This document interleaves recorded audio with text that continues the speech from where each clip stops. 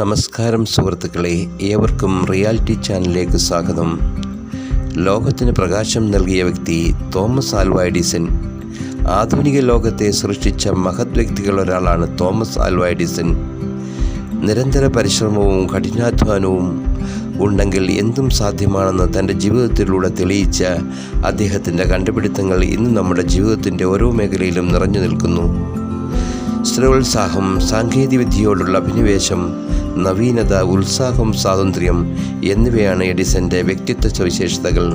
1847 ഫെബ്രുവരി 11 അമേരിക്കയിലെ മിലാനിൽ ജനനം. 12-ാം വയസ്സിൽ പണിക്ക് പോകാൻ തുടങ്ങി. തീവണ്ടിയിൽ പത്രവും മിഠായിയും വിൽക്കുകയായിരുന്നു ജോലി. പണി കഴിഞ്ഞുള്ള സമയങ്ങളിൽ വായനകളും ടെലിഗ്രാഫ് പ്രവർത്തിപ്പിക്കുന്നതിനുള്ള പരിശീലനവും നടത്തി. ടെലിഗ്രാഫ് വ്യാപകമായിരുന്നു അന്ന്. അദ്ദേഹം മിടുക്കനായ ടെലിഗ്രാഫ് ഓപ്പറേറ്ററായിരുന്നു.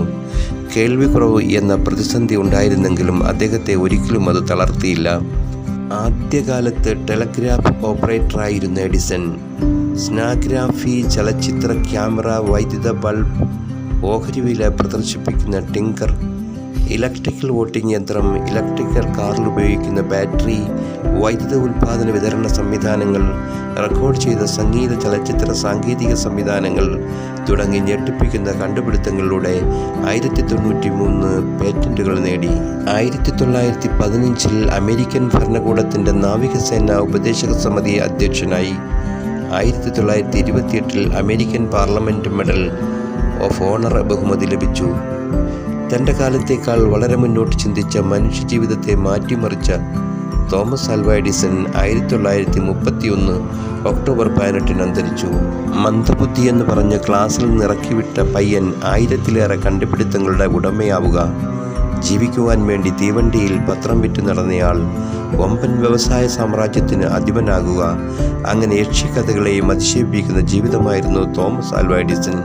എഡിസൺ പാടി മേരിക്കൊണ്ടൊരു കുഞ്ഞാട്. കുറച്ചു കഴിഞ്ഞപ്പോൾ യന്ത്രത്തിൽ നിന്നും എഡിസന്റെ ശബ്ദം വരുന്നു. മേരിക്കൊണ്ടൊരു കുഞ്ഞാട്. ജനം അത്ഭുതസ്തബ്ധരായി. തോമസ് ആൽവ എഡിസൺ എന്ന പ്രതിഭയുടെ ഏറ്റവും അത്ഭുതകരമായ കണ്ടുപിടുത്തങ്ങളിൽ ഒന്നാണ് ഫോണോഗ്രാഫ്. ശബ്ദത്തെ തടവിലാക്കിയ യന്ത്രമെന്നായിരുന്നു ഫോണോഗ്രാഫ് അന്ന് അറിയപ്പെട്ടത്. ശബ്ദം റെക്കോർഡ് ചെയ്യുവാനും വിതരണം ചെയ്യുവാനും കഴിഞ്ഞതോടെ റെക്കോർഡ് ചെയ്ത സംഗീതം ഒരു ഉൽപ്പന്നമായി മാറി.